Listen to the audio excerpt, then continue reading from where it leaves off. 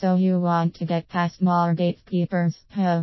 Salespeople all over the world want to know the secret to getting past more gatekeepers. This one technique seemingly holds the key to success in sales, as if getting directly to the decision maker is all it takes to be successful.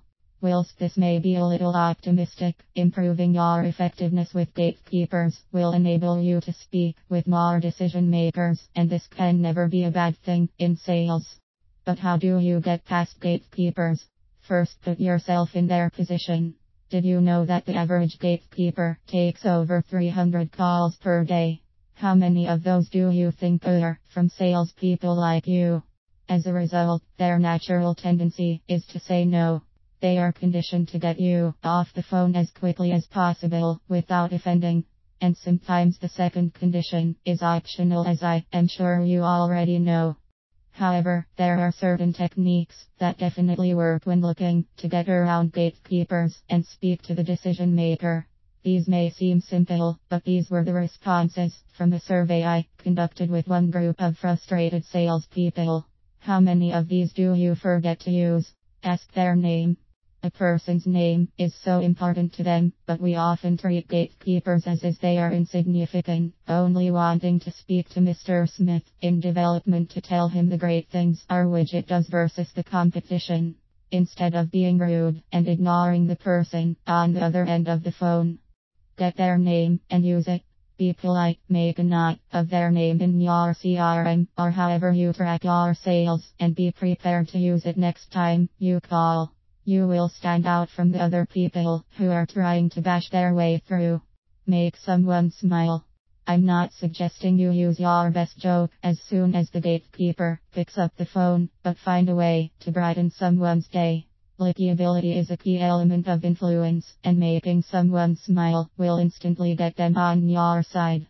Pay a compliment, notice their accent, or remark on how happy they sound. You might be the only salesperson to get that gatekeeper to smile all day, and that will be something they remember. Don't be slick.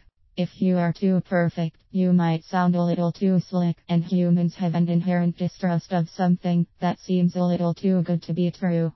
Instead, don't feel the need to be perfect. If you stumble over a few words, tell the gatekeeper someone must have switched out your normal coffee for decaffeinated.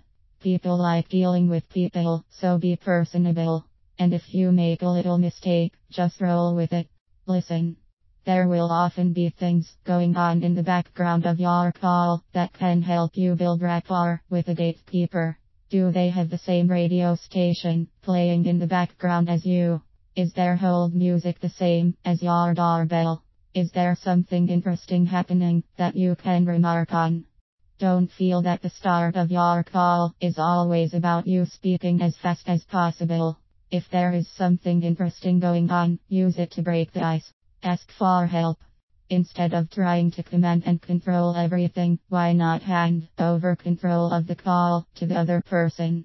Ask them for help finding the right person to talk with. Saying to them, if you were in my shoes, what would you do? Presupposes that the gatekeeper knows who you need to speak with, and if they are in a helpful mood, they may help you get around a lot of hurdles. There are certainly a lot of unethical ways of getting around gatekeepers, but in the long term, that just isn't going to work. Instead, get around gatekeepers in sales using techniques that aren't going to burn bridges and turn potential prospects into brick walls. If you want to find out some other ways to use NLP to get around gatekeepers as well, check out the book on Amazon.